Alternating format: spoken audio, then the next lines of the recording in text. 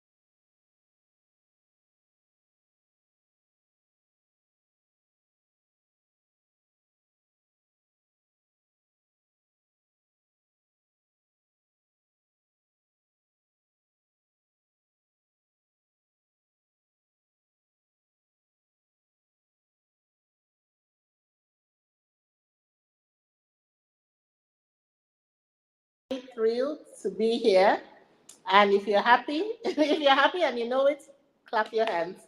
I'm excited. Welcome, welcome, welcome. I'm just going to give, I don't know how many people are on now. I'm just going to give a few minutes for all our family members to join, and then we will start. But just as they join, a few things that you might need to know. My name is Imuwahen. I'm very happy that you're here. And I'm also very happy that you've come on this journey with us. I am extremely passionate about helping people like me unleash their unique genius so that we can go ahead and live our best lives. So if you've turned up for this, if you've dedicated time to this, what that tells me is that you are focused on your evolution. You want to grow, like myself, and you're definitely going somewhere. So I'm very excited that you're here and you're spending this time with me. Thank you for coming, and thank you to you for showing up for yourself. It's one of the most difficult things to do, and you're already doing the work. So I'm very proud of you just already. So thanks for being here. I want us to use this time together to get to know each other more, for sure. But I also want us to use this time together to learn. I want you to ask me questions. A few people who have taken the course, they've sent questions to my DM. What does self-awareness mean? Do you get to a point, for example, where you are completely self-aware and there's no more growing to do? How do I navigate the complexities, if you like, of our human existence? So I've gotten all sorts of different feedback, and I thought it was important for us to come. Launch our website, of course. If you don't know, we have a website called Imuwahen.com where you find all the resources that you need to take you from where you are now to where you want to be. So there's that. And I thought it would be very important for us to answer these questions, for me to hear from you, take feedback as well, and for us to create a plan. I said this at the beginning of the year that I wanted to work with 100 people So by the end of the year, December, when we're having our blowout, cookout, family party, I want to see 100 people that I've worked with this year, 2024, who have gone from where they were at baseline. For example, for some of you, it will be today, to exactly where they need to be. So I want to work with 100 people or more who want to change their lives like myself and who want to genuinely grow. So that's why I'm doing this. And feel free to ask me questions. If there's anything that you're not clear on, if there's something that you've always wanted to ask me, please ask me. And hopefully I can ask you questions as well.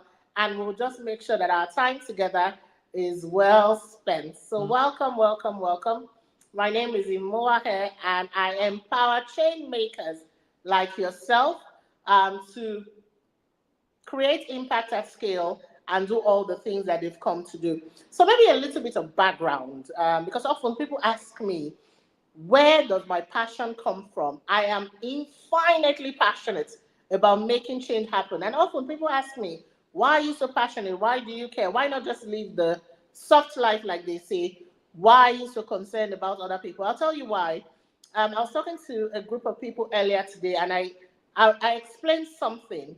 Whether you're religious, whether you're not religious, as long as you're a human being and you've been born with our condition, by that I mean, as long as you're a human being listening to me, there's a space for you to exist between being born and when you exit this side of eternity. So there's birth and then there's death.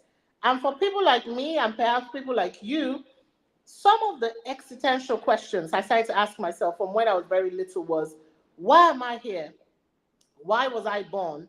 Was I just created to come into this world, occupy space, build houses, acquire whatever it is that I want to do, and then die? Is that it? Or perhaps is there more to this existence? And then, if you're like me, I always wondered, why did we have so many people living with multidimensional poverty in a world where there is plenty? Did it make sense to me? One person can have all that billions and we will celebrate them, but we live in a world where there are some children who just need a dollar to survive and they don't have it. So I've had so many questions, and my questioning mind, my thinking mind, took me to books. If you know me well, I like to read. I am constantly consuming, education. I'm constantly reading, basically. I'm constantly learning. I'm constantly schooling myself, whether it's in formal classrooms or the broader classrooms of life where I like to play. So I'm constantly learning. And I'm always asking questions like, who am I? Why am I here? What am I supposed to do? And then as I continue to evolve, like I like to call it, I realize that I have a burning desire to make change happen. I don't like injustice. I don't like when things are not orderly. There's certain things that I don't like, and it became a window to my own soul. And I realized that I derive satisfaction from seeing other people rise. So, for example, if I had all the money in the world, it would not be enough for a mind like mine. But if I had other people to share it with, then I'm excited, right? I'm unable to cook a pot of soup for just myself. Just giving you a very simple example. I'm happier when they tell me there's a party, the people come to my house, and I have to make a pot of soup for 20 people. Now it becomes exciting for me. So I decided to dedicate my life to helping other people grow. I've learned a lot of things along the line. I've gone from being terribly insecure, and that's another thing. I'm not ashamed to be vulnerable. I think it's our vulnerability that makes us human beings. That's how we're different. So I'm not ashamed at all to be vulnerable. I'm not ashamed to say I don't know when I don't know. I'm not ashamed to say that the things that I'm still working on, for example, I still need to take 10,000 steps every day. And sometimes I do it and I get so motivated that the next time I just eat one chocolate and I'm like, it's not going to show. And then I eat another chocolate, it's not going to show. And before you know, everybody knows what's going on, right? So I'm a work in progress. And I realize that so many people are. Another reason why I do what I do is that I found that sometimes there's not enough space for people who are authentic. There's also not enough space for people who can just acknowledge that they're growing. And because many people are not honest with their struggles and the complexities of our human condition, what tends to happen is when you're going through adversity, you assume that it's just you. And it becomes even worse, right? You think, oh wow, whatever is happening, and it's amplified in your head because you feel like, oh, it's just me going through this thing. Nobody else is going through that. But you see, if we have these global family meetings, like I like to call this one, and we continue to have these conversations, then we can be human together and realize that, as it is for me, so it is for the other person. And guess what happens when we start to realize that? It builds empathy. Because if I know that there's something that I'm working on and I'm a work in progress, I'm a little bit kinder when I receive somebody else's mistakes, so to speak. Because I understand that if I can make mistakes, I should be able to give allowance, or space for another human being to be human. So, yes, welcome. I'm happy to take your questions, especially if I don't know if you've taken my free course. If you have, please ask me questions. If you have not, go ahead and take it. If you've taken the paid courses, that's great. Ask me questions. I'm just happy that you're here. I'm going to start off by talking about self awareness. Awesome. Happy, happy, happy to see all of you here. I'm supremely thrilled. I'm going to start off by talking about self awareness. For me, my self awareness journey started from the who am I question, right? I I am very different. If you know me, I don't want to be like anybody else. I get very bored. In fact, I find it very strange when people like to be the same. I'll give you a quick example. When I was pregnant with my son, I have two children, very proud mommy here. And when I was pregnant with my son, I met a lady who was selling things, stuff for kids, right? And I wanted to buy a car seat. So I'd seen one that I liked. It was a popular brand, and I was going to acquire it for my son. And as I was about to talk to her about it, she'd come to my office to sell it, and I was going to say, "Oh, I want this particular brand." In her attempt to sell it to me, she said to me, "Oh, this is the reigning car seat in Lagos. In fact, all the posh women in a certain area where she thought I lived, that's what they're using. So I should buy it." Instead of that comment to be a motivating factor for me to purchase it, guess what happened? The minute she told me that everybody was buying it, I became uninterested. Two things. Number one, I was not about to bring a generic son into the world. I was not going to bring a son who was already branded, as a commoner. I'm sorry, with things that everybody is using. That's not what we're doing here. So I bought the cheapest product. Yes, you heard me right. I bought the cheapest product that nobody in wherever she said all the reigning people were was buying. And my son was able to use it. My daughter used that cassette, and we were able to donate it to a family who needed it when I was done with children that age. So my point is, I am different. But you see, if you're on this call and you're like me and you're different, you find that the world is kind of unforgiving for people like us because we are constantly told to be like everybody else. I remember my Hillary Clinton era, like I like to call it. There was a time I was wearing big pantsuits. I could never wear a dress. I wasn't sure what I was supposed to be. They told me women are supposed to be XYZ. Women are supposed to be very happy in the kitchen. That's what I was told growing up. Women are supposed to be seen and but not heard. But I have a strong mouth and I have an opinion on everything. So they said, "Oh, you're supposed to be X, Y, Z," and it didn't fit. It didn't make sense to me. I wanted more. They told me that when girls gathered, they talked about men, but when I gathered with my friends, we talked about ideas. We talked about how we're going to be CEOs of global companies, how we're going to shift policies, how we're going to shape the world, how we were going to put a big dent on the universe. Those were the kind of conversations I was having at 13 years old. So I was different. And you see, if you are a teenager here, I don't know if there are any teenagers or if you've got teenagers as children, you will find that sometimes your teenage years are the most confusing. At least mine was. I wasn't sure what I was supposed to be. I wasn't so I played different characters. I tried to fit in. I hated myself for it. And I'm going to tell you something for free. Betraying others is easy, and I hope you have your notepad here. You might just get some nuggets you want to remember after now. Betraying others is easy. Betraying yourself is almost unforgivable. When you're not able to look yourself in the mirror, when you make decisions and you cannot look at yourself in the mirror and be proud of the decisions that you've made, then it creates some sort of imbalance within you that sometimes shows up as disease, disease. And sometimes you start to get diagnosed for different things. And let me go back to an example of when I couldn't stand up for myself. It was in JSS 3, I believe. I had a friend that I was very close to, but she was very different. And because she was different from a very humble background, etc., people made fun of her. I loved my friend, I liked my friend, but it wasn't cool to be openly seen with her because for some reason people just didn't like her. So I try to manage it as best I can. And if you know me very well, I can't take cane. Like if you decide that you want to flog me, especially when I was a child, I'll freak out. Like I can't take that level of pain. So I kept wondering, okay, how am I going to manage this friendship? How do I put it on the ground? Because she was victimized a lot. In fact, she was so victimized that they started victimizing the people around her. And then one time in school, there was a rumor where people started to say, oh, she was possessed. And there is the nature of mob thinking is the minute you get it into the consciousness of one person who doesn't have an independent mind, every other person picks it. So they started saying different things about this girl. And because I was not the person that I am now, I panicked. I panicked that I was going to be ostracized. I panicked that I was going to get flogged.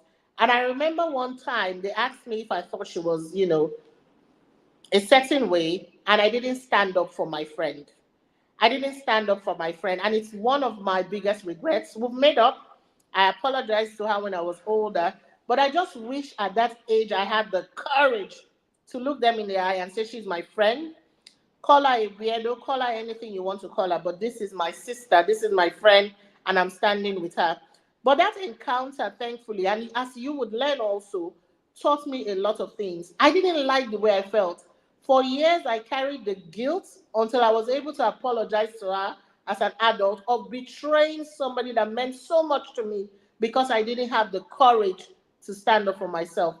So we would have to, in our self-awareness journey, or for people who have asked questions like, why is it important to be self-aware?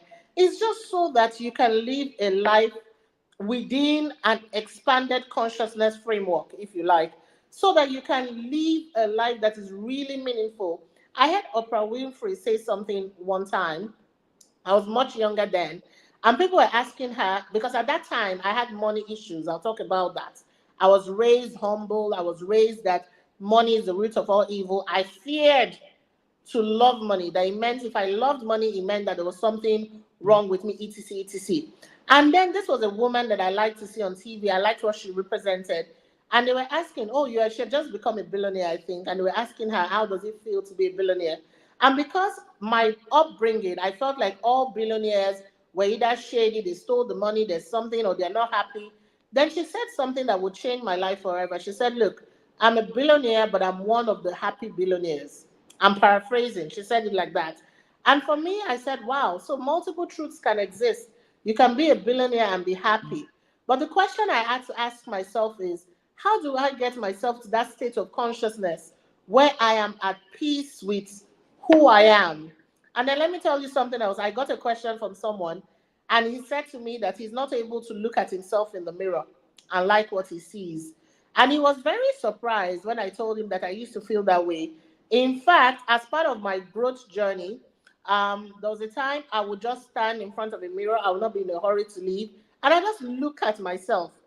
I noticed my nose, how my big eyes.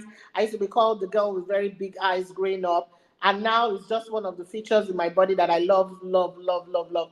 And I had to look at myself and really love the woman, love how I show up, love who I am. And it's still a journey. So, to the person who also asked me if I've gotten to the place where I say, oh, I am 100% self aware, my answer to that, if you're asking that question as well, is that we're constantly becoming. So it means that I am still self unraveling. I haven't gotten to the point where there's nothing more to learn. I believe that when I get to that point, it might mean that I'm exiting this side of reality, right? So since I'm still a player here, there's still a lot of things I don't know. I'm still very hungry to learn, and there's still a lot of things that there's still a lot of growth that needs to happen to become who I want to be. Yeah. So if you have any questions at all, please ask them. Anything around self-awareness, the self series, or just life in general. Let's life together. Let's learn together. Please ask. If I'm not able to answer, I'm happy to ask anybody else. I know that I have a lot of experts on this live, webinar. So if there's anything that I cannot answer, yeah, it's okay. I can tell you that I don't know, and there will be somebody who can help. I want us to have also, in terms of asking questions, because I find that sometimes we don't do that very well. I've learned that the questions provide the answers. Often it's the quality of questions. I remember when I started asking questions like, does God exist? I live in a culture where people would not dare ask that question. How can you ask? No. But I said, oh, if God is true, then God shouldn't be scared of me asking questions. And the more I asked questions, the deeper my relationship with divinity became. So the questions are the answers. Don't be shy. Don't be afraid to ask questions. That's exactly why we're here. All right, still on self awareness. Why is it important? People ask. Often I find a lot of people who come to me asking for career tips, etc. I know that in terms of all the products that we have, the biggest platform now is our career desk. Every time there's someone who's looking for a job, looking for new opportunities, etc. I find self awareness to be the basis from where every other thing flows. How do you even know the career that you're supposed to pursue? We live in a generation now where everybody wants to go into tech. Tech is extremely broad. What part of tech where should you play? For example, I'm not trying to become a programmer. I play in the edu tech space. I'm very clear in terms of what my niche is. And how do I know my niche? I know my niche because since I was 6 years old, I've loved training people. So what is it that comes naturally for you? I listen to, and I'm going to just talk about this. Listen to me, listen to all the coaches online, but I really hope that you would spend more time listening to yourself. Because let me tell you something, nobody has all the answers. All of us, believe it or not, are making it up as we go along, and then we are working with our lived experiences. I mean, I saw something somewhere where someone said, "Oh, if you share your vulnerabilities, people are going to not want to hang out with you. People are going to think you are a little bit too much." But I share my vulnerabilities. I have zero qualms doing that, and I genuinely don't think anybody wants is running away from me because of that. So, but perhaps somebody else might, do it, and it might not work. So, my point is, what's your own soul's cry? What comes naturally to you? What is it that you can just easily do? If you wake me up anytime, any moment of the day, and it has to do with helping somebody else, I'm ready to go. You don't even have to ask. You see? So what is it? But for some people, that's not their cup of tea. And I respect that. They serve, the world, they serve humanity in other ways. So what is it that comes naturally for you? And to be able to answer this question, especially in the areas of career, you need to now remember who you were before society told you who you were supposed to be. Many of us, I remember in my primary school, I was the debater child. I was very outspoken, very out there, etc. By the time I got into secondary school, I was too much for a lot of people. Oh, she's too this, she's too X, she's too that, she's too that, she's too that. And I started to tone it down. And by the time I was in university the first time, I wasn't even sure who I was supposed to be. What's so fascinating was when I turned 30, chopped off my hair, did all the things that I wanted to do, I started to return to the girl, the 6 year old girl. I started to unlearn all the fears that I had. And it was in returning to my child self, if you like, that I started to find, peace, fulfillment, especially where my career is concerned. So I knew that I didn't want to become an investment banker. Treasury etc. was not for me. What I wanted to do is exactly what I'm doing now. I wanted to build a career in human resources. I wanted to build a career in learning and development, and I did it my way, and I am very proud of all the things that I have accomplished. So it takes a sense of self for you to know, even career wise, even the kind of organization where you would thrive. Some of us, I mean, I cannot thrive in a place where, the values are not clear. I don't want to work with a boss whose values I don't understand, whose character I always have to question, right? So you might want to think about it from a self awareness perspective. Am I the kind of person who would thrive working in a tobacco company? Does it go against the things that I believe? Am I the kind of person who thrive working in an alcoholic drinks company? Or am I the kind of person that can work in a a big tech company where what aligns with my soul? Let me tell you, when you do something that comes naturally to you, as natural as breathing, is easy. Life becomes easier, right? But when you always have to struggle, you're going to be losing competitive advantage. The person who, so for me, who likes to teach, who likes to engage with people, imagine if it's a struggle for you, then I will already be naturally ahead because it's something that comes natural to me.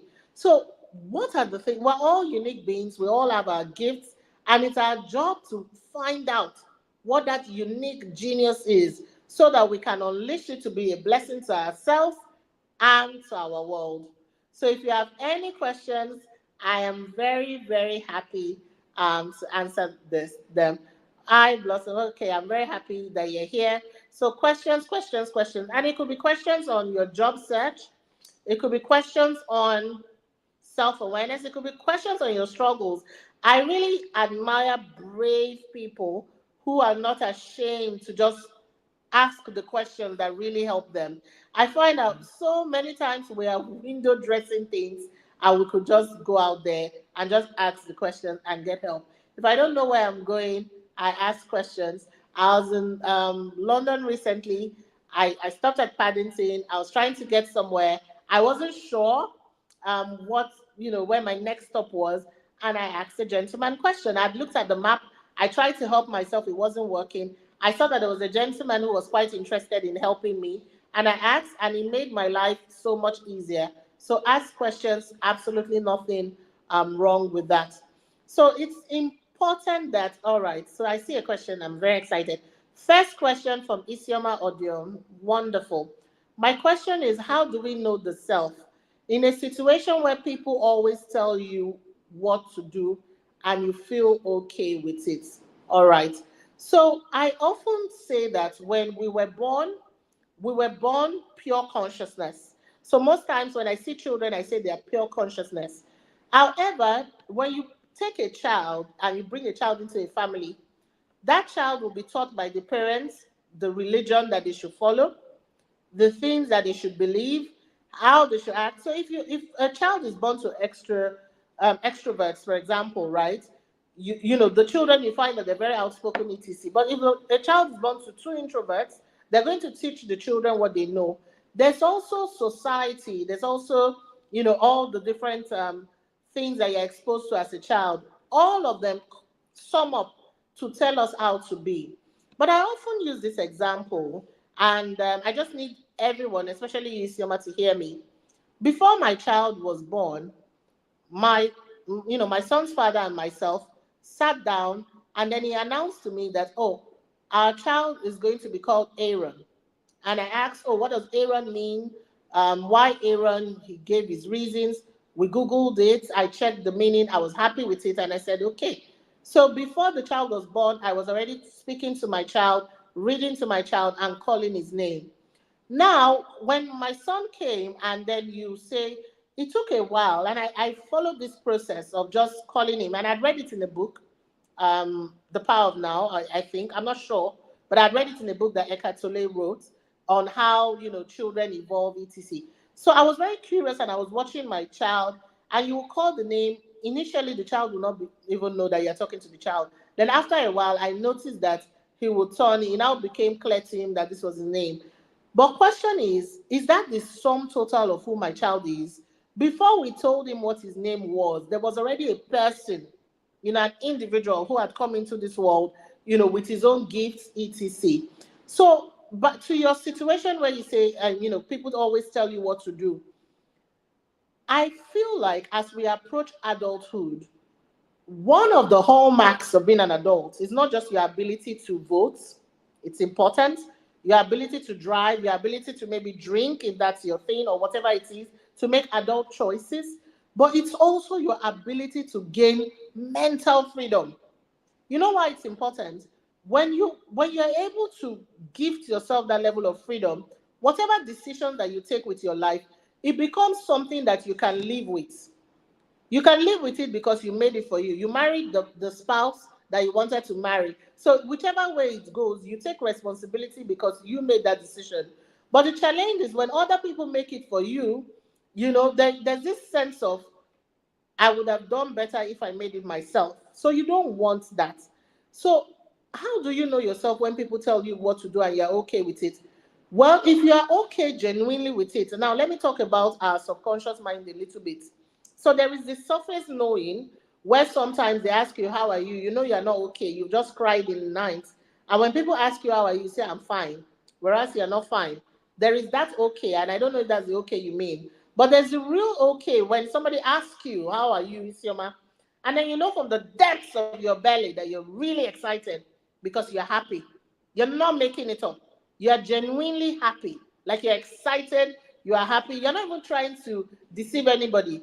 You know that when you go to bed, you sleep well. You don't need to take any sleeping medication for you to sleep because you are really, really, really, and truly happy. You see? So if that's the second kind of okay that we're talking about, then you must now become interested in self-unraveling. That's what I call it, or self-remembering. Let me give you an example. There was a time, I've so forgotten myself that I forgot the girl that, if you know me very well, most of my friends think I'm a comedian. Like I like to laugh. When something is funny to me, my voice is the loudest in the room.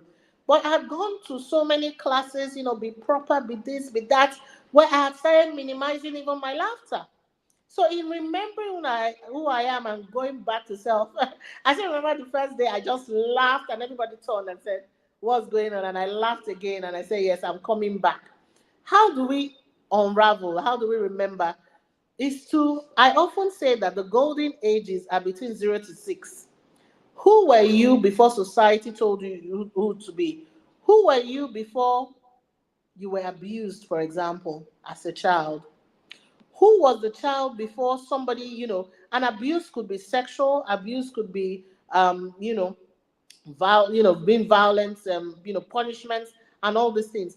Who were you before somebody told you that you were too much or you are ugly, or you are this or you are that? You find that period, that window, for those who are lucky, who had, parents who were conscious, your window might even be stretched to 10 years and above. But for some people, unfortunately, abuse sets in very early. For some people, even from birth. So it becomes very difficult to remember a time, even in your childhood, where there was peace. But if you do desire, one of the biggest things I want you to take out of this our time together is everything can be learned and everything can be unlearned.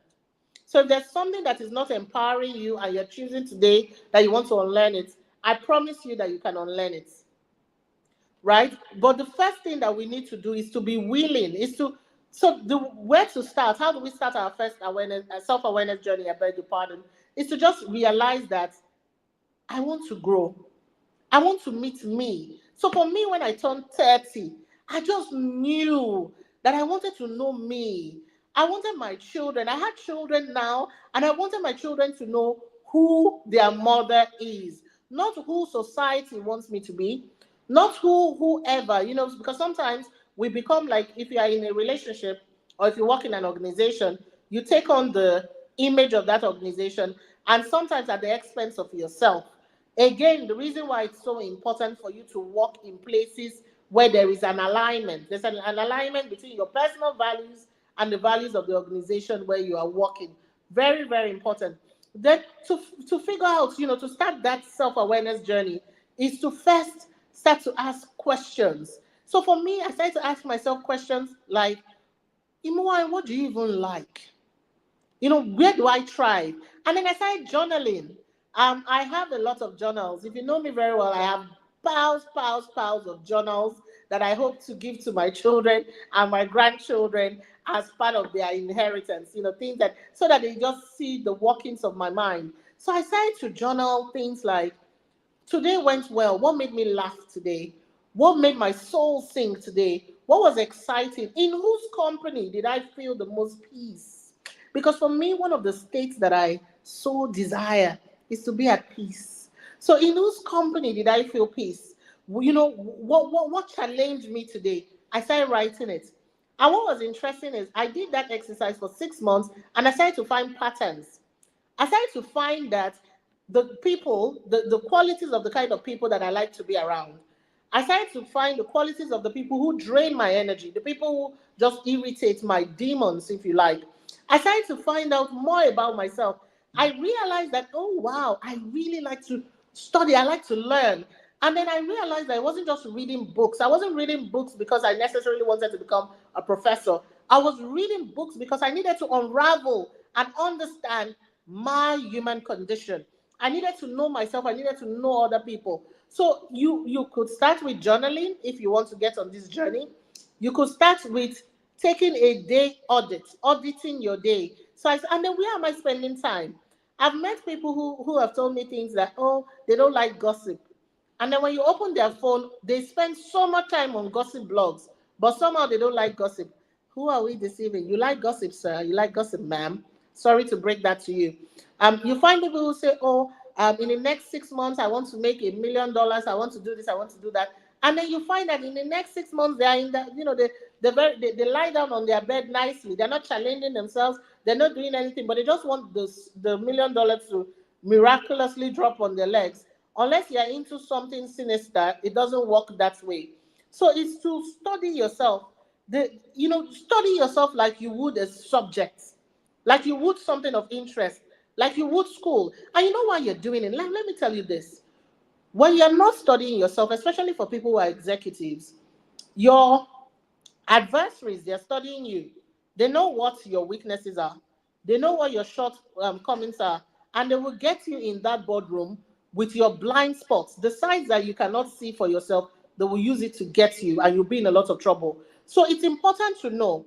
I know when I'm in an unresourceful state. On Thursday, something happened that threw me off balance, and I was in a very unresourceful state. In fact, I had started to attack and do some things. And immediately I caught myself and I said, no, Imuwahen, breathe in and out. What are you doing? What's going to be the outcome of what you're doing? You are in an unresourceful state. You're not thinking. So why not come back to this conversation when you're thinking? Why not come back to this conversation when you are in a state where you can handle the conversation? So I told the person that, look, I'm going to have to call you back. And then by the time I revisited that conversation, I was able to go into that negotiation room from a place of strength. So to be self-aware is to, number one, I've talked about journaling as a thing that you can do. I've talked about auditing your time, your day, the things that you've done, that you do. I'm going to add reflection. At the beginning of my day, I set goals. These are the things I want to achieve today. At the end of my day, before I sleep, I reflect. Oh, when I started my day, these are the things I said I was going to do. When I ended my day, this is where I am. Why am I where I am? Why did this happen? Why did that not happen? And all of that. And then I'm able to find my balance. And then I take feedback. That's the fourth one. So we will always, and that's why it's so important to have meaningful relationships. There are some of us who have been so badly burnt, who are not interested in having relationships. But I'll tell you this, you are almost only as good as the people that you surround yourself with. So have relationships where you can get feedback, solicit feedback. Oh, I'm on this growth journey. So my friends give me feedback, my colleagues give me feedback, my bosses give me feedback. How am I, showing up? Am I better than I was yesterday? All of this feedback will tell you something. It will tell you not for you to hate yourself. No, we're not doing that here, or to feel like a failure, but for you to realize what you've done well, where you still need to grow, and so that you can continue to work on it. So it's very important that you become your own individual. I want to live in a world where you have more people who are themselves as opposed to be generic products. Just everybody mob thinking. How would we innovate if we all think the same? How would we bet new frontiers if we all think the same. The nature, humanity benefits from diversity, and it's important for you to bring your unique self to the table, bring your unique gifts to the table, so that the world can learn from you. Imagine if our innovators did not think of a different world. We might not be using computers today, we'll still be using the exact same thing. So don't be shy and don't be afraid to innovate, to be different, to stand out and be your own person. Thank you so much for your question. All right, there's another one. How can I be more, from Okweoluwa? How can I be more organized with my thoughts, my time, and activities? Being self aware only isn't enough. That's a very, very good one. So, your first step is to be aware. And thank you so much for even knowing that foundationally, being self aware tells you that, oh, my thoughts are disorganized. Good. I'm not making good use of my time or my activities. So I'll tell you what, this is one of the best times to be alive. You know why? Because there's such a thing called Google University. There's such a thing called YouTube University. There's so many collaborative tools that can help you. There's so many tools that you can leverage. Let me tell you, I don't remember names of people. So when people introduce themselves to me, I need to meet you once, twice, or thrice for me to get your name and keep it. Unless, of course, if you're a person of interest, you made such an impression, and then I will definitely remember your name.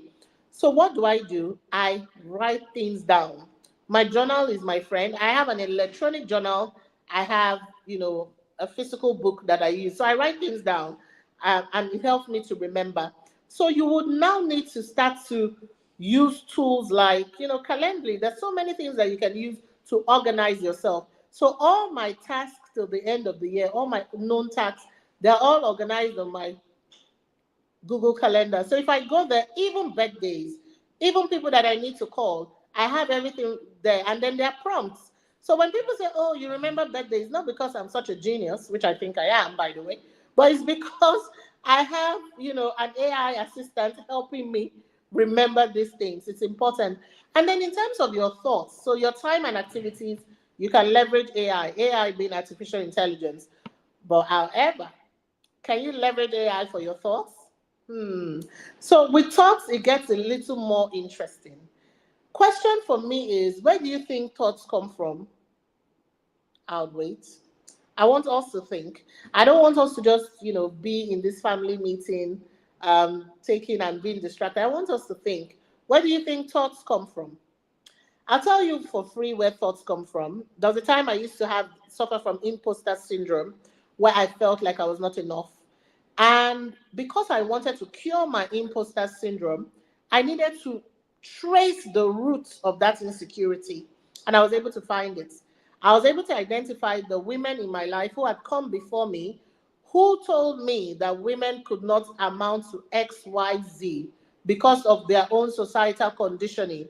And because that was the programming that I had been given, what that meant was every single time I was alone thinking, I was reaffirming what I had been told.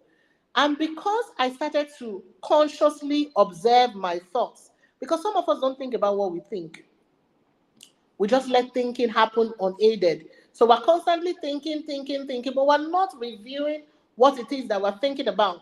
So, because for you to grow, you have to be mindful of what you think, because thoughts become things. It's the things that you think about that you become.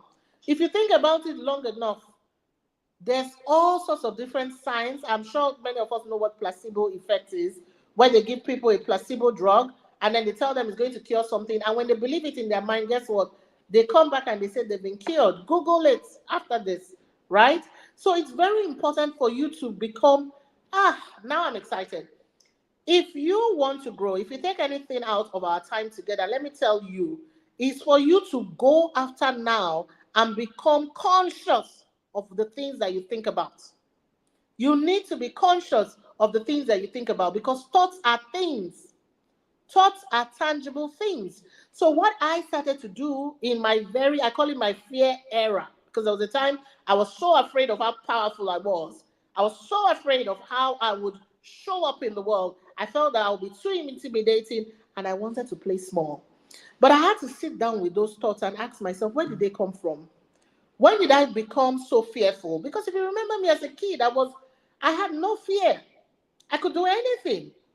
Until, of course, I went to boarding school, etc., etc., got flogged endlessly, and I just decided that, you know what, it's better to conform a little bit than to be this disruptor that I'm supposed to be. So I started to write down. I had two journals at in 2016, at some point in my life, the black one and the green one. My green journal was my gratitude journal where I used to write every day all the things I was grateful for, at least three. And the black one was my fear journal where I started to write the things that I was so afraid of, the things that I was scared of, the things that stopped me. Have you ever thought of something that it scares you so much and you become paralyzed just by thoughts? Sometimes it's even your dreams. It's even where you think, oh, I'm going to one day be the vice president of, be a vice president of the World Bank, and you just freeze. Who am I to be this person? Nobody in my village, nobody in my lineage, nobody has amounted to this. So who told me that I can be that? And all the different negative voices will come, all your inner bullies will rise up, and then you start to sell yourself short. You won't send that application, you won't move, you won't do that. Let me tell you what I started to do with my fear journal. I will write those things I'm afraid of. In fact, there was one that I wrote, I started laughing because I was so afraid to do something. I wrote down that the day I'm going to do it, rapture will happen, the world will end, and of course I will not have to do it because, of course, the whistle has been blown. How funny is that, right? So I read it and I started laughing, and then I started to use my fear, to guide myself into the things, because everything serves. Let me just tell you, whether fear, whether pain, whether joy, every single thing serves. So stop running away from your lived experiences. Get involved with life and live your life. And then I started to tell myself, okay, if I'm not afraid of this thing, it means I've conquered it. So I started to reframe my mind. I started to change the way I thought about things. If I'm afraid of these things, it means that this is something I've not conquered. So if I'm afraid to shake hands with a governor, for example, it means that it's something that I've not conquered. Okay, instead of me running away from the fear, how do I do it terrified? I'm not even saying do it afraid now. Afraid is, you're just starting. Terrified, I'm shaking, but I do it anyway.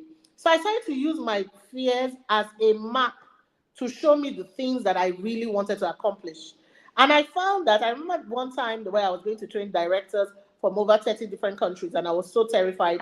Who am I? I remembered how short I was. I remembered all sorts of different things. I was like, oh, nobody would understand my accent. This Nigerian accent that I have. All these different things. And I was shaking and I was sweating. But as soon as I was in front of the class, I told all of them, my name is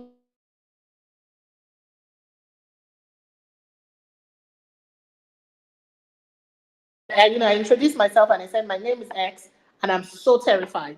And the minute I said it, because we're all humans and we could be humans together, everybody started laughing in the class. And it ended up being one of my best classes. The highest you can get from an engagement in that organization is a 5. And everybody unanimously gave me a 5 at the end of the 3 days lecture. So my point is, and guess what? The minute I did that, I became no longer afraid. No longer afraid. Call be from any part of this universe, I can train you. Don't worry. As long as it's something I have expertise in, I can train you, right? But you see, if I didn't do that, if I didn't know what my fear was, if I didn't document my fear, if I didn't go in the direction of that fear, I would still be afraid now. Some of us nurse our fears like a baby. We're so afraid. We can't tell ourselves the truth. We can't admit the truth to ourselves. We can't admit it to other people. So we just sell ourselves short. There's so much of life that we can live, but we're not living it because we're so afraid. And some of us can never leave home. By leaving home, I mean mentally. Some of us have jackpot, we've relocated. You're listening to me, but in your mind, you are still in your village. Your mentality has not grown beyond that universe because you're still so afraid. I give an example of when I was doing my master's 15 years ago in England and in Scotland, and then I'd gone to England to do a course. I'd gone to London. And I remember I was telling my mom that I'd spent about 9 months. And even when you go, you gather in religious places, the prayers are different. Nobody's casting and buying it. Nobody's worried about a witch coming to, because the bus will show up when the bus is supposed to show up. Everything happens exactly when it's supposed to happen. So it was a very simple life until I went to a particular church that I was invited to. And then by the time I got there, in fact, as soon as I got in, the first thing I heard was, "Do you know that as you are here, there are some people who are not happy with your, all that kind of thing." And I became terrified again. My point is, and every single person in the community, even though we're now in a developed country, we're still afraid of the things that the people from Nigeria could potentially do to us. So it's a mind game. And the minute you can fix your mind, you can fix everything. I don't know if that was helpful, but I hope it was. And I'm happy, happy, happy, happy to answer your questions. I've gotten very excited, so I look forward to more questions. Uh, the fear is our fears can show us, can open insights into our deepest selves. I find that a lot of people are afraid of what they're afraid of, but I want us to stop being afraid of.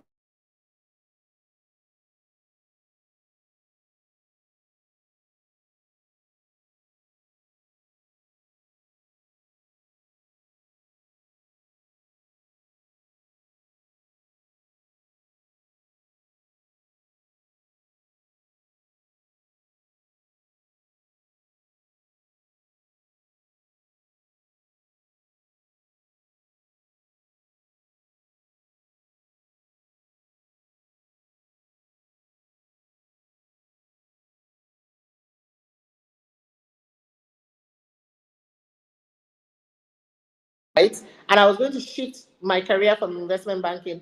Of course, investment banking paid me more. Another thinking that I want to introduce to our consciousness is the idea that we are supposed to be playing a marathon game. So if you are one of the people in my global family, please know that we're not doing any get rich quick thing here. I am so anti that.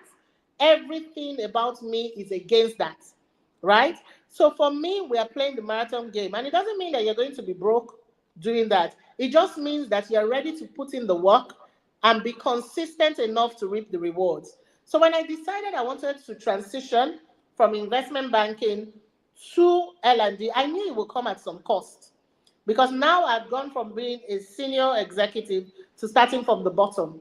So what that meant was, I remember in my early days, sometime 15 years ago, before I went to do my masters, I was already earning 200,000 a month at over that is 2007, right? And you imagine the value of money then. Dollar was still 150, so 200,000. I was earning over $80,000 a month. That was my salary. If you multiply it now, it's over 1.5 million. That's what I was earning then. And then I was going to do my masters. And then by the time I returned to Nigeria, I was going to now change careers, right? And then plus, if you're a woman, because people always ask if you can have it all, I'd gotten married. I was having children.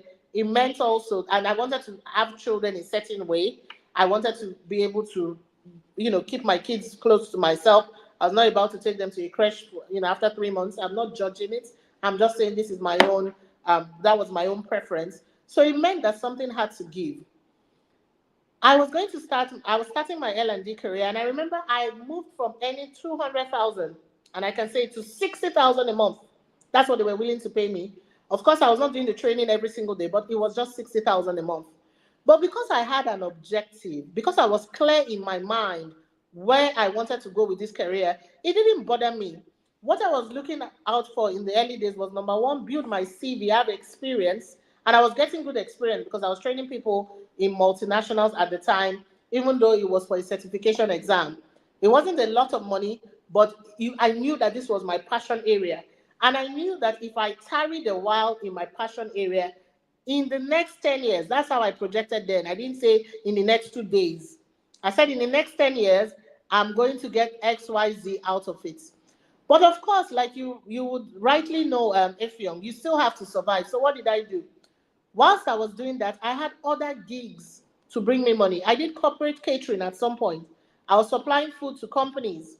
I was working with, catering partners to supply food to companies so that I can earn an income from there, right?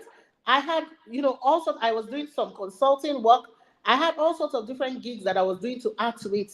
But guess what? I was not going to leave my passion. Let me tell you something about passion. And some people say, oh, you can teach yourself to be passionate about anything. Well, that's true. But there is there are people that you remember, and then there are people who are just part of the crowd. And it's okay to be both.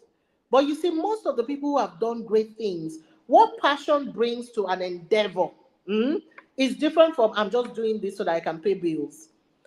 And if paying your bills is what you're passionate about, of course you can be passionate about anything. So there are people like that, and I applaud you for being that. So for me, it was to say, okay,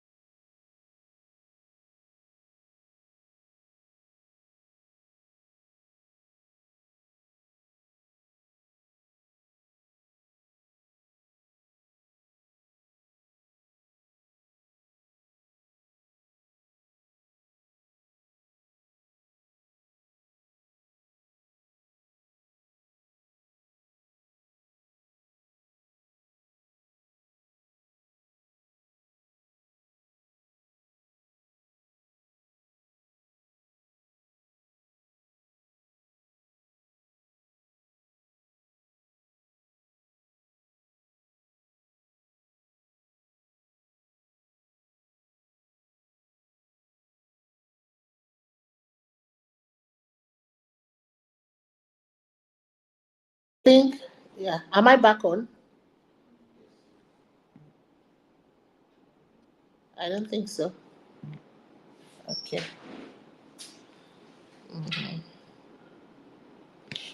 Am I back on?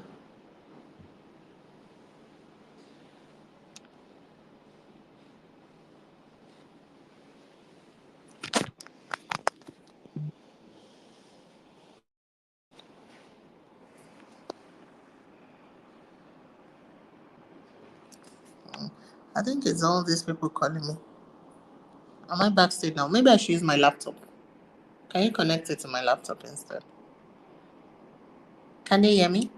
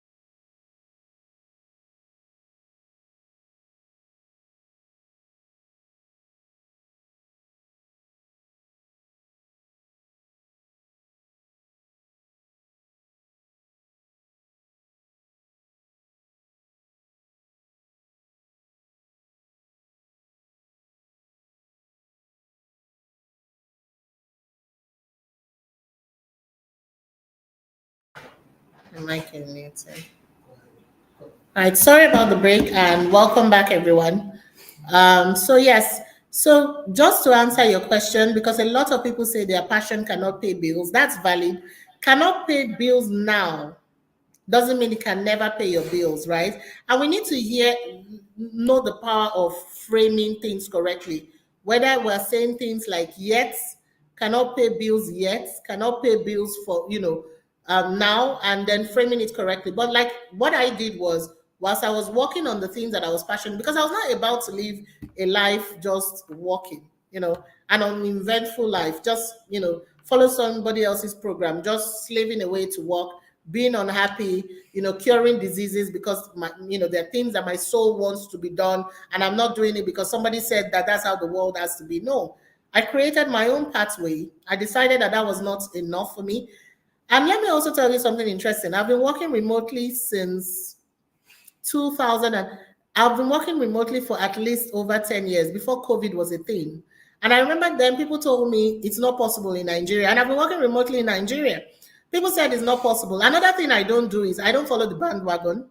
I don't listen to what they say cannot be done. In fact, I exist as a pioneer to break and shatter those ceilings and do the exact thing that people said nobody will be able to do. So when people told me that, oh, you're not going to be able to work remotely, nobody will allow you to take a child to work. In fact, an organization created a creche just because of my daughter for me. So I'm speaking from a very privileged position, a privilege that was created by myself. So a privilege that was not given to me by my parents, a privilege that wasn't a privilege that I decided that I was going to create for myself. So can you make money off your passion? I am proof that you can. Will it be tough in the beginning? I am also proof that you can. Are there ways to make sure that you manage the beginning like I did by doing other things if you're a hardworking person? Yes. So I hope that was helpful. I don't want you giving up on your dreams if young. You are important. You can do exactly what you're here to do. But yes, whilst working on your dream, you can be doing. I know somebody who is in tech now, who is a product manager, but his big dream is to create to write student books.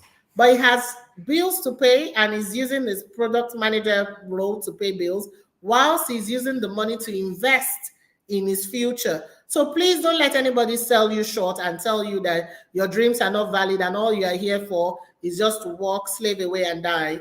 I think life can be more than that. And it's your job to create that. I hope that was helpful. Do we have any more questions before we go?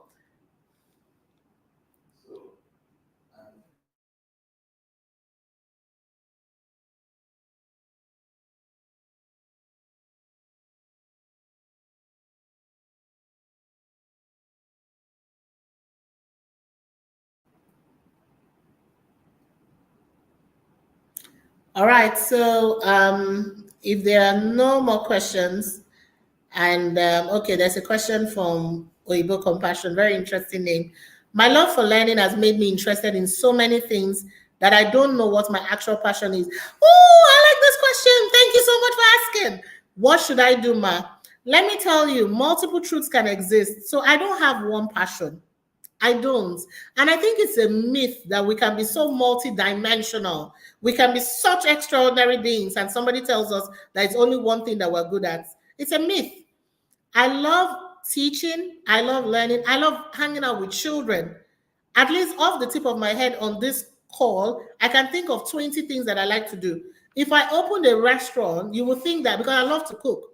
If I open a restaurant, you would think that that's all I can do with my life. If I became a baker, you think that that's all I could do with my life.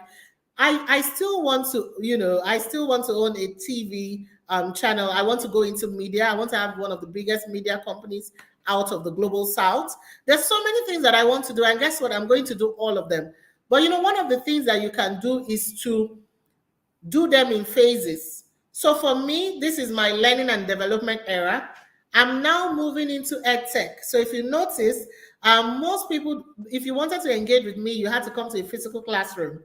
But one of the things I'm changing in 2024, starting from this particular webinar, is that if you want to engage with me, you can do it online. See, that this is a shift, and I'm passionate about online learning. And then there are going to be so many other things that I do. So that you are not overwhelmed, right? Start from one and start from your low-hanging fruits. What is the thing that you can easily do, or what is your passion that you can easily monetize? Sometimes I joke, look, if life ever became tough for me, I've done food business before. It's my low-hanging fruits.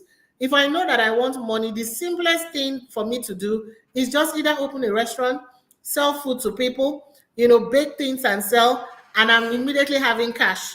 So for me, is to say there's so many things that I can do. What's your low-hanging fruit? And start. So don't worry if you're not thinking, because people think of passion as one thing that you can do. I have a son who's an artist. He draws very well. Who's a mathematician, who is good at fixing things. Yes, we have multiple talents, all of us. So don't stop reading because you are discovering more things. In fact, have you heard of a gentleman called Richard Branson? He's got over 50 companies. Hmm? He's got, and we know some of them, they never make it to the news, but that has not stopped him from continuing to expand frontiers. So you have a very good challenge, Oyibo. So go ahead and just pick one, start, and then scale up from there. All right. Any more questions before we go? I've had a good time. Is self-awareness similar to emotional intelligence? Thank you, Mike, for your question. Yes, is the simple answer. And embedded in self-awareness is emotional intelligence, right? Self-aware people tend to be emotionally intelligent. So it says emotional intelligence is a skill that you display when you're a self-aware person. If I'm emotionally intelligent, right, I would know when I'm not in a resourceful state, when I'm not in a state where I should engage with people. So as CEO, as Director General, when I come into my organization and I know I'm not in a resourceful state, that might not be the best time for me to go into meetings. And then if somebody upsets me or they've not met their targets, etc., because I know I'm not in a good state, I know that my reactions might be amplified. So instead of me making decisions at a time when I'm not in a resourceful state, I would decide to say, you know what, let me hold on. Let me come back to this. So yes, emotional intelligence is a skill set that displays how self-aware you are. So both of them work hand in hand. I hope that was helpful. Is that our final question? Do we have any more? Are we done? Are you happy? Have you had a good time? Have you learned something? So I'm going to close, and this is how I will close because I'm talking to chain makers. I've said that by the end of this year, I'm going to have 100 people who would interact with me and my work, who will be able to show me tangible results in terms of how they move from where they were and where they want to be. And let me also say this.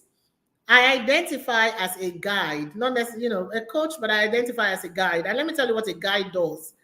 My job is to reveal yourself to you. I'm not here to tell you these are the 5 steps that you should do, or this is the generic map, because I'm not trying to create generic people. I'm looking for people that are like me, who are outliers, who are coming with their own templates. But what I can do is I can guide you with the benefit of my own experiences and say, look, if you do X, Y, Z, if you add this, if you add that, then you can get this outcome. And I can show you the signpost. And that's what I want to do. And you know why I do this? I do this because every single thing that they said I could not do, I've done them. In fact, every day I look for new things to do. New things that they say I cannot do, I do them. In fact, most people who know me now do not underestimate me at all. Because the minute you say, Mua, you cannot do this thing, I become very interested in doing it. And because I know that I'm able to create this amazing life that I have, I know that you too can create that. And that's why I do what I do.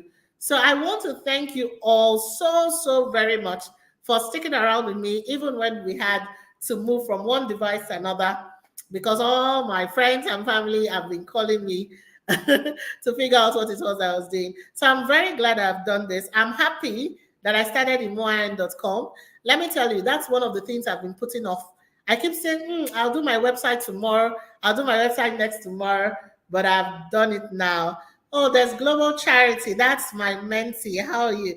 Good evening, ma. My question is, some of us have lost our sense of self-awareness due to marriage. What do you think can be done to get back to yourself? First and foremost, I must applaud you for being vulnerable. I say it all the time. We live in a country where people are afraid to speak their truth. People are afraid. And the challenge with not speaking your truth is that you cannot grow. You cannot hide and grow. When you want to grow, you have to come out like the peacock and own your space. So if you've lost your self-awareness or your sense of self due to marriage, happens to me, happens to a lot of people, it's not irredeemable. Again, the good thing is everything can be learned, right? You found out that this is where you are now. My hope and prayer would be that you have a partner that you can have honest conversations with. One of the things I've learned is that if 2 people are willing to grow and evolve together, that marriage can work. So there's a world where 2 of you sit down and have an honest conversation to say, look, I don't like where I'm going. Because let me tell you something, we're a very married focused country. If you go and check the things that we Google or we talk about all time online, is marriage and all of that. Nigerians sometimes believe that it is the cure for all diseases and is the cure for all problems. But you find out the minute you marry, for people that are married, that 1 year, 2 years, you find out that it has not cured everything. There's still insecurities. And even when you have children, if you're somebody that you have a burning desire to be something, that thing will continue to haunt you until you do it. So it's number one, to have an honest conversation with your spouse. Number two is to decide that, you know what, I want to fulfill destiny. I want to do the things that I'm here to do. So this does not disturb my marriage. It's not saying that, I'm going to leave my marriage because I want to express myself. But it's saying that I deserve. Because the truth is, what I have found as a mother, right, who is living her truth and living her life, is the more of your dreams that you bring to bear, the more of the dreams that you can birth, the better a parent that you are and the better a spouse that you are. Because the thing with achieving your desires and your dreams is they make you excited, they make you happy. So if you're happy, it affects everybody around you. So I would say have the honest conversation first with yourself, with your spouse, and start to implement all the things that we've said in terms of journaling, in terms of taking action, doing the work, so that you can get to the destination that you want to be. And be kind to yourself. We are in a generation, and I'm now talking to the Gen Zs, where we are in a hurry to blow, in a hurry to make everything happen. Give it time, be consistent, and you will find that over time, as long as you are putting in the work, you will be better tomorrow than you were yesterday. So give it time, be kind to yourself, and allow yourself grow. Yes, Dr. Upgrade is absolutely right.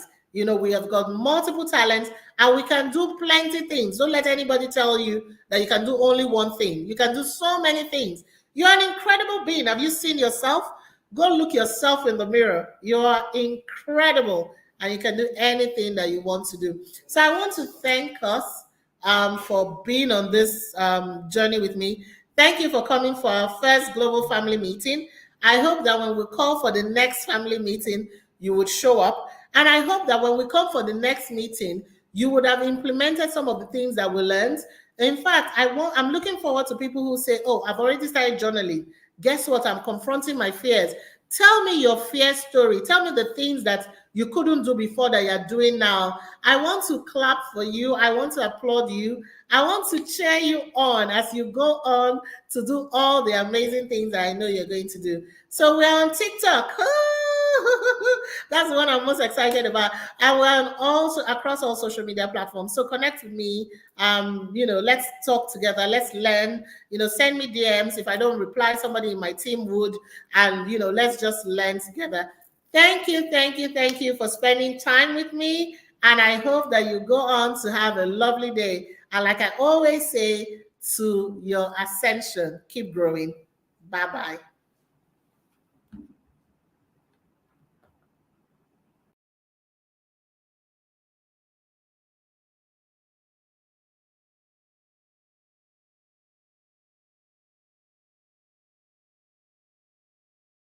Hello there. My name is Imuwahen, and I empower change makers to transform lives at scale through self-awareness, leadership coaching, skills development, and community support. My clients typically commit to lifelong learning, ensuring that they show up for their own evolution. I'm an experienced learning and development expert with nearly 2 decades of experience in cultivating organizational excellence through innovative training methodologies. Throughout my career, I've led training sessions for multinationals, third sector organizations, and academic institutions in over 30 countries, both in person and online.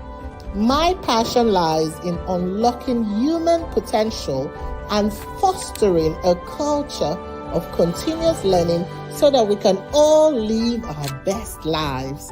As someone who was called a dullard by a physics teacher in secondary school, I went on to prove him wrong by graduating with a distinction from the prestigious University of Aberdeen, Scotland, United Kingdom. I'm a master creator of all my experiences, and I believe very strongly that, like the alchemist, all of us can turn water into wine. Now, let me show you how. Welcome on board.